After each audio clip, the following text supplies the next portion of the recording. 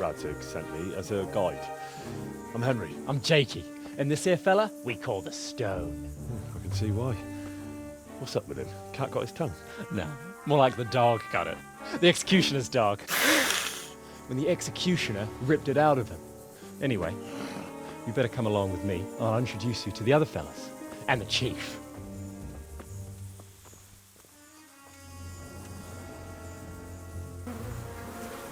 These here are the Bearman brothers.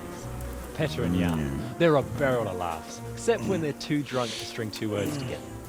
Like now. Don't get on the wrong side of them, though. When their blood is up, well, it ain't a pretty sight. Pleased to make your acquaintance, I'm sure. Never mind the fancy poses, Stefan. You're trying to kill the fucker, not teach him how to dance. And you, Dangler, stand your ground. Don't let him lead you round by the nose. Sir? Well, sir, this is Henry. From Lord Kobler. Ah, it's about time Radzig got round to this. We need someone who knows their way around these parts. Leave off with the bowing and curtsying. We don't hold with that tomfoolery here. Jakey! Where the hell are you sneaking off to? Go to the farm and get water. The lads are thirsty. But I went last time. And you'll go next time, you ungrateful pup. Get your ass moving. Snot-nosed brat. You pull them out of a pile of shit, and they thank you with back talk. Where were we? Oh yeah. We need a guide who knows these parts. So I hope I can rely on you, Herman. It's Henry. Right. Well, as I said to Radzig, I don't want to carry any dead weight. We could find ourselves in some very tight situations where every sword counts. I know how to handle a sword, all right? I've heard a lot of fellas say that. They still ended up on the wrong end of one. We'll find out. Stefan, take a break. Dangler, let's find out what Harold here can do. Sure. No problem, Chief.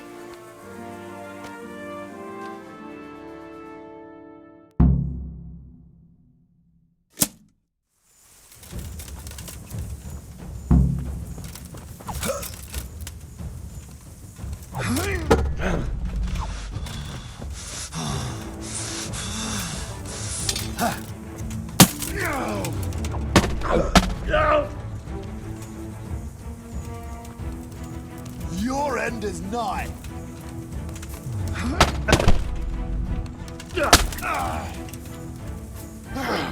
Bugger!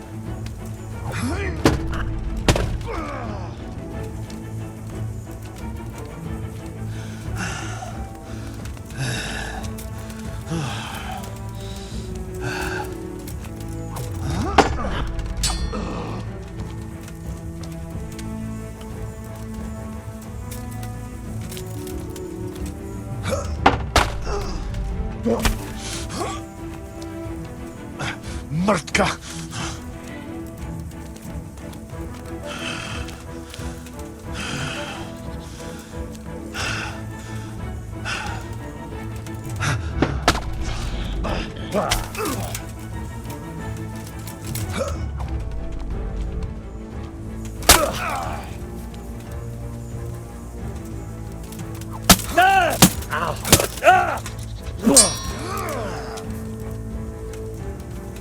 Fucking come on then!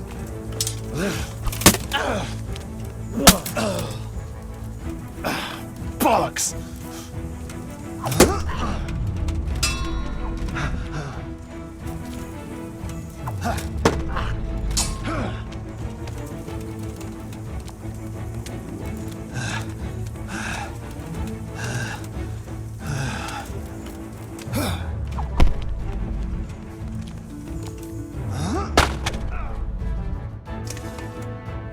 Badly at all, I must say. You can ride with us. All right, good. Thanks. Don't thank me yet. You don't know what you're letting yourself in for.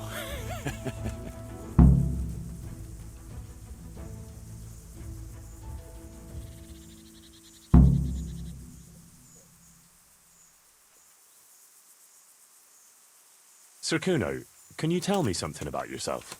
Drop the sir. That title brought me nothing but grief.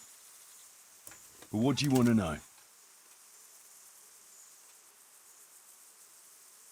Sir Radzig told me the Rickvold family lost its wealth. How did that happen? There's all sorts of ways to become impoverished. Nothing easier. Especially when your father's a fool and your mother's mad as a bat. Oh. But it's a long and twisted story. We took our name from Rickval Castle, but that actually belonged to the convent of the Poor Clares in Tynitz, and my father only leased it. You see, he knew the abbess there since they were young. Knew her very well. There was even talk that she only joined the order because her family wouldn't let her marry him. Anyway, whether he was fucking her right there in the convent, or he just took a lot of interest in scripture, he spent an awful lot of time in Tynitz.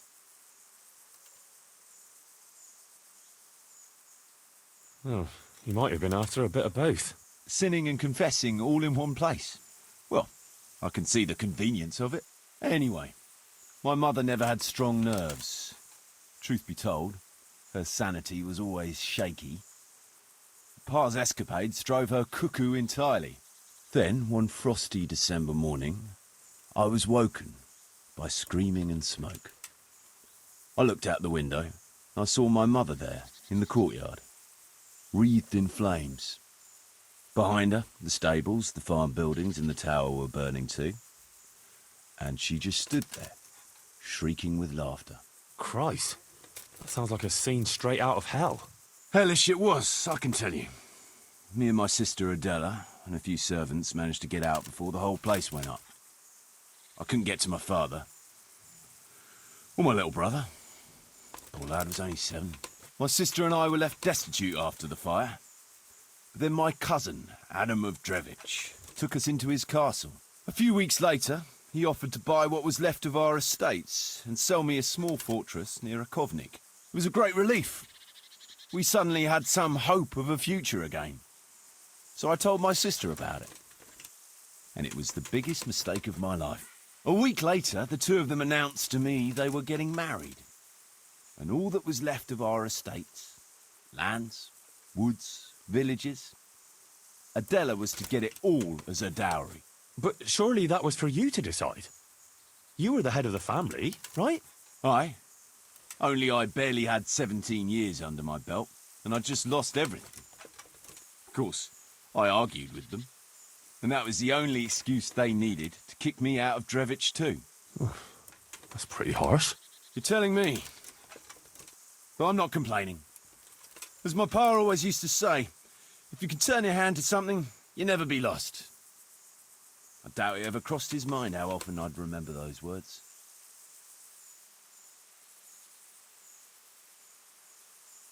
What about your debt to Sir Radzig? How did that come about? A twist of fate, lad. I was fighting in the hostilities between the House of Schallenberg and the town of Colleen. Some trade dispute it was, and I fought under the Schallenberg colours.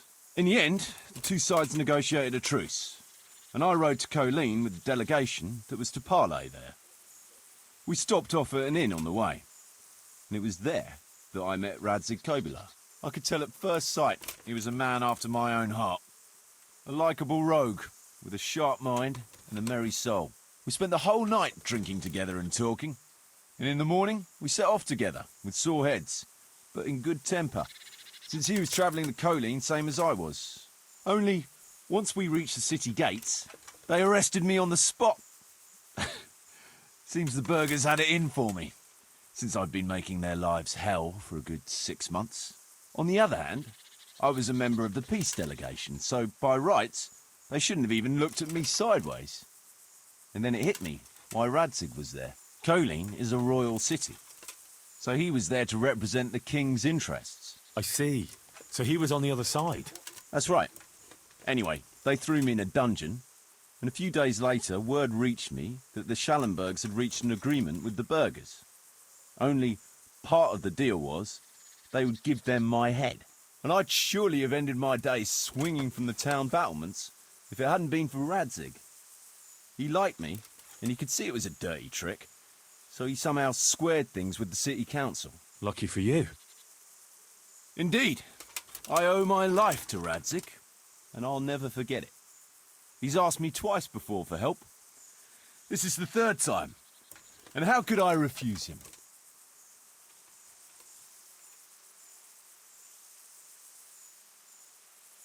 I'd like to ask about your men. Ask away. What about the fellow they call Dangler? I've never ridden with a better man, I can tell you. He doesn't say a lot, but for that, he listens all the better. Nothing escapes him. So he scouts for you? Not just that. It's happened more than once.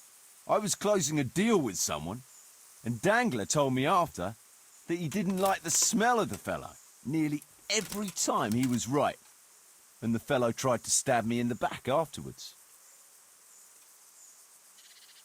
Those Behrman brothers are quite a pair. Indeed they are. There's no more mercy in them than in, well, a bear. If I told them to skewer you on the spot, they'd do it, without batting an eyelid. Jesus. Oh, aye. They'd argue first about which one of them got to do the job. But they're as obedient as a huntsman's dogs. Real soldiers, the pair of them. Reliable, as long as they don't get too drunk. Then there's no keeping them under control. But nobody's perfect. What can you tell me about Stefan?